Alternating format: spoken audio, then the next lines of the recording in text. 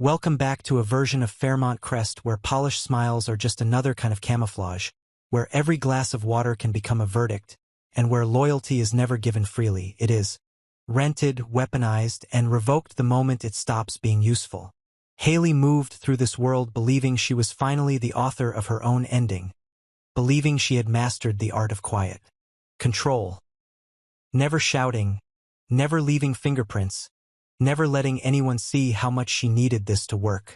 She told herself she wasn't a monster, only a woman pushed into a corner by a man who had always treated love like a contract and people like leverage.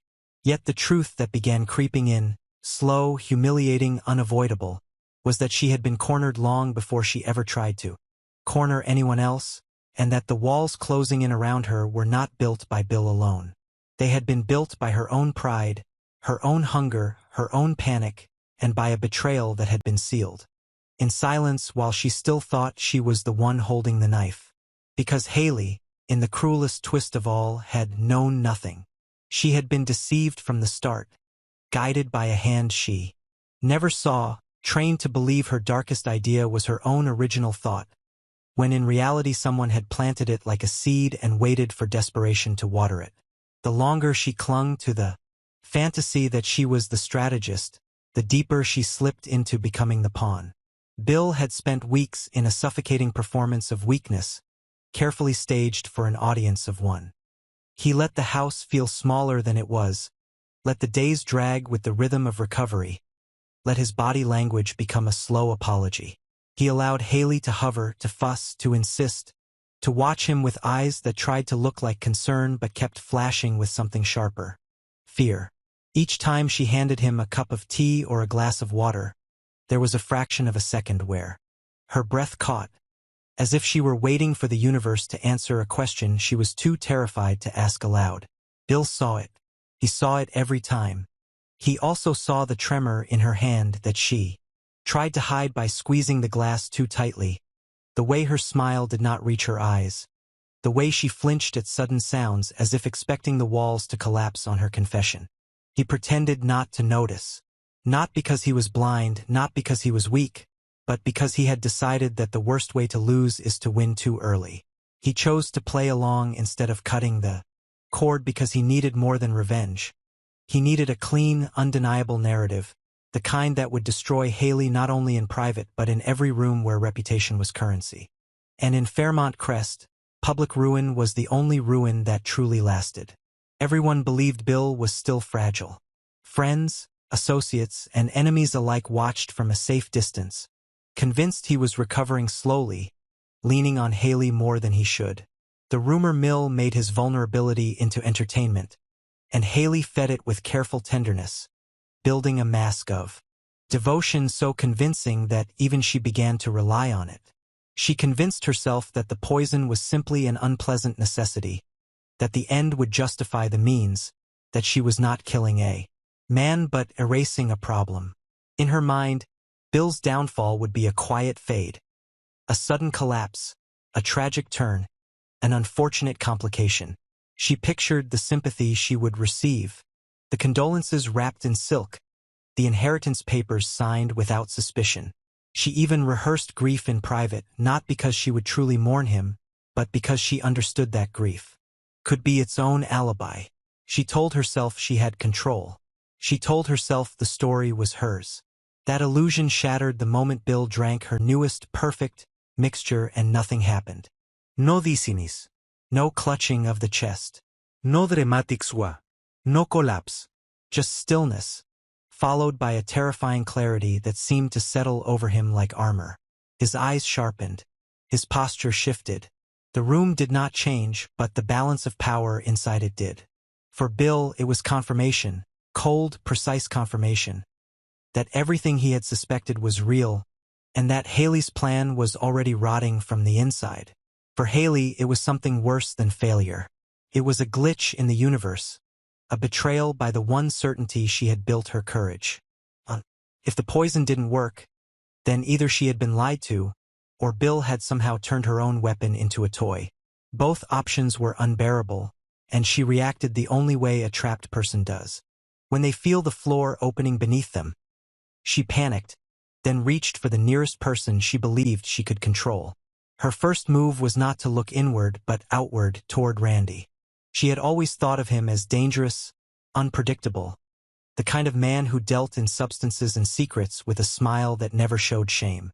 In her mind, Randy was the supplier, the shadow who could be used and then discarded. She didn't know that he had been working for Bill all along, that the danger she feared in him had already been redirected toward her. She sent messages demanding reassurance, demanding certainty, demanding that he swear what he gave her was lethal as promised. His replies came back short, cold, evasive. Not enough to comfort her, not enough to clarify anything, just enough to ignite the worst possibilities in her head. He didn't deny, he didn't confirm. He let the silence between his words do the work. And Hayley, already trembling on the edge, began to spiral. She paced through the living room like a prisoner measuring the length of her cell. Her thoughts turned into a violent carousel. Bill discovering everything, Bill calling the police, Bill humiliating her, Bill destroying her name until there was nothing left but whispers. She imagined doors slamming, cameras flashing, accusations cutting through her like blades. She imagined the people of Fairmont Crest gathering around the wreckage of her life not with pity, but with fascination. The poison not working could only mean a betrayal. Had Randy switched? The substance? Had he sold her something harmless to protect himself? Or worse, had he been taking orders from someone else, someone higher, someone who wanted her to fail at the exact moment she thought she was winning? The idea that there could be a third party tugging Randy's strings made her stomach twist. It meant her plan had never been private. It meant her intentions had been observed, studied, and timed. It meant she was exposed. But even in her panic, Hayley clung to one last defense. The belief that she could talk her way out, that she could shape perception if she acted quickly enough. She began rehearsing excuses in her head, building layers of justification she could deploy if Bill's eyes turned accusatory. She convinced herself she could pivot to victimhood, could argue she was being manipulated, could claim she only followed Randy's guidance out of fear. The problem was that deep down, she didn't fully believe her own story anymore. She could feel the crack inside her widening. The moment she started wondering whether the original idea of poisoning Bill had truly been hers, or whether it had been planted in her mind like a whisper she mistook for instinct. That was the most frightening realization of all. That her rage, her desperation, her willingness to cross the line might have been nurtured by someone else's design. While Hayley ran in circles inside the house, Bill moved with a calm that came from months of controlled fury. The anger in him wasn't loud. It was disciplined, sharpened into purpose. He had lived under the same roof as a person who tried to kill him and had smiled through it.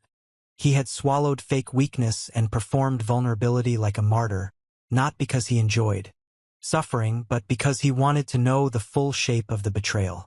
He wanted to see how far Hayley would go, and he wanted to identify every shadow around her. He had chosen complicity over confrontation because confrontation would only have given her a chance to pivot, to rewrite, to escape.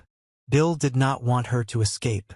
He wanted her trapped by her own decisions, surrounded by evidence, crushed not by his words but by the undeniable consequences of what she had tried to do. That night, he slipped out without her noticing, leaving behind the illusion of recovery and stepping into the part of town Fairmont Crest pretended didn't exist. The meeting place wasn't elegant. It wasn't safe. It was a dark garage at the edge of town, the kind of place where echoes swallowed truth and headlights painted people into silhouettes. Randy was already there, leaning against his car with a casual confidence that looked almost insulting in the gloom. In that posture was the most brutal revelation. This was not a man scrambling for survival. This was a man who had been in control long enough to look bored by danger. Bill approached with a face that revealed nothing, but inside him the fury burned like acid. He had been patient for weeks, and patience had cost him sleep, trust, dignity, and peace. He was done paying. The alliance between Bill and Randy had not been born from friendship. It had been forged from mutual advantage. Bill had suspected Randy early, not just because of Hayley's increasing boldness, but because he understood the ecosystem of Fairmont Crest. Schemes never involved only one person. There were always suppliers, fixers, enablers, opportunists. When Bill traced the subtle changes in Hayley's behavior, the timing, the confidence, the false certainty, he realized she was acting like someone who believed she had protection, like someone who thought the poison was guaranteed. That meant she trusted a source.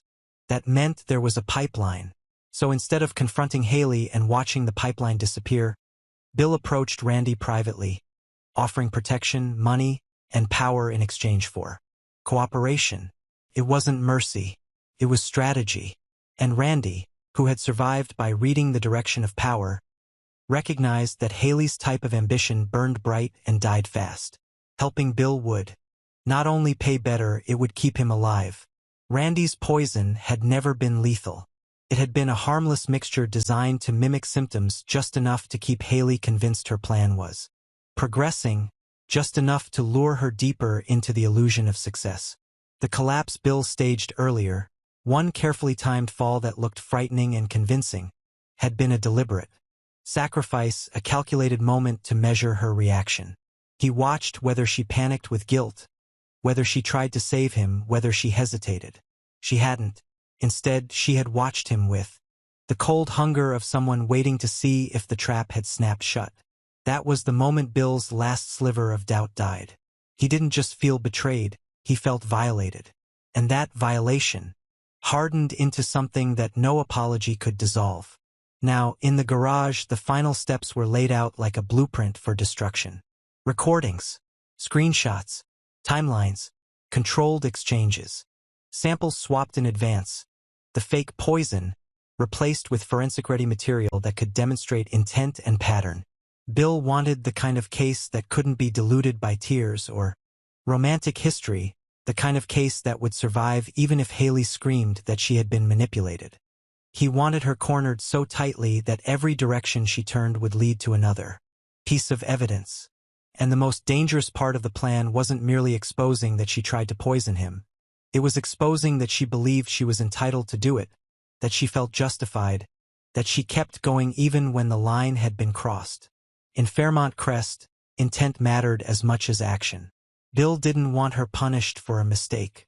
He wanted her punished for the person she chose to become. Yet Bill's internal conflict didn't vanish just because his plan was precise. Rage is never clean. It stains. And part of Bill, deep, buried, stubborn, recognized that he was also becoming something darker by doing this. He had turned his own life into bait. He had played the victim so convincingly that people pitied him, protected him, underestimated him. He had manipulated perception the way Hayley had tried to, only with more skill. The question that haunted him wasn't whether Hayley deserved the fall. She did.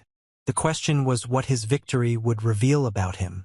If he won too perfectly, would anyone believe he was innocent? Or would they suspect he had orchestrated everything, including his own suffering, as a way to tighten his grip on Fairmont Crest? Bill had lived long enough among power games to know that winning cleanly could look as suspicious as losing. But his anger was louder than his caution now. The thought that Hayley had been willing to kill him stripped away his hesitation. He didn't want justice that felt gentle. He wanted justice that felt like impact.